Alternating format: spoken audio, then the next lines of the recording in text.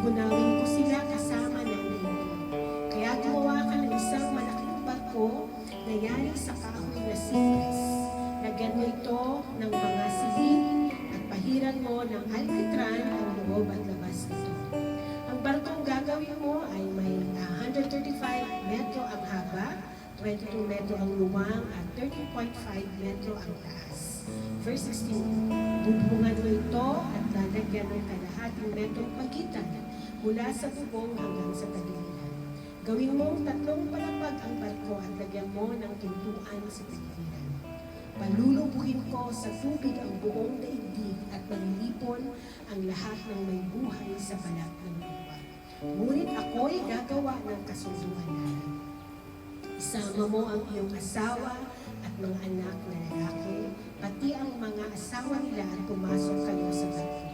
Magsakay ka ng isang lalaki at isang babae ng bawat uri ng hayop at ibon upang magpatuloy ang lahi nila.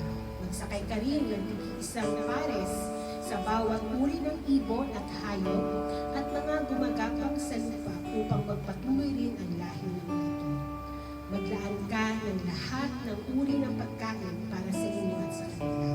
And lastly po, verse 23 says here, at ginawa nga ni Noe ang lahat ng inuutos sa kanya ng Diyos. Purihin po ang Panginoon sa kanyang salita sa mga. Sige po, tayo po muna. Salamat po, Panginoon. Lord, we worship you, Lord God.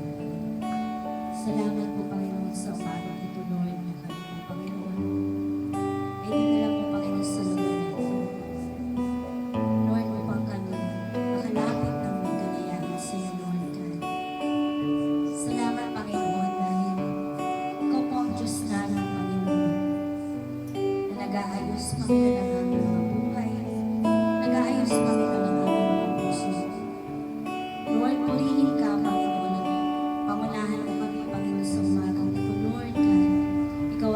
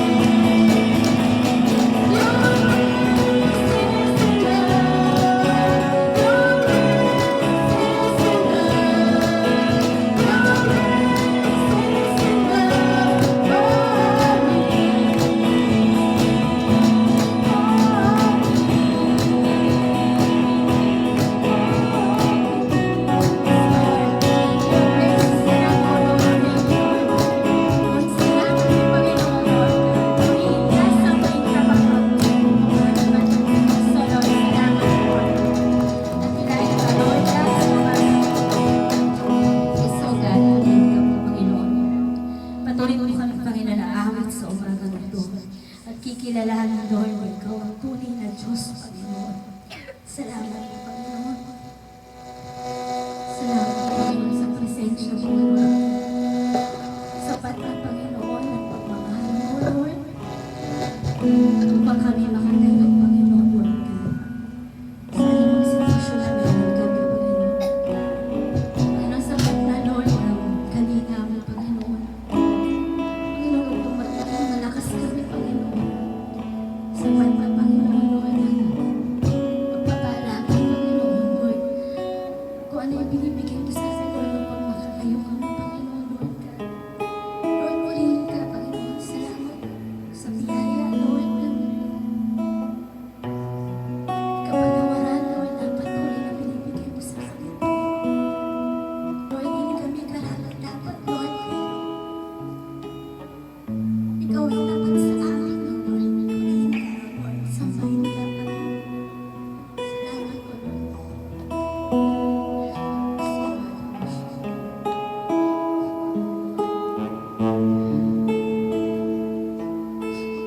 Tunay na Diyos, O Lord, ikaw ang tunay na Diyos. Purihin ka, O Diyos. Ang aming alay ay pagsamba. Kawalan mong karangalan, ang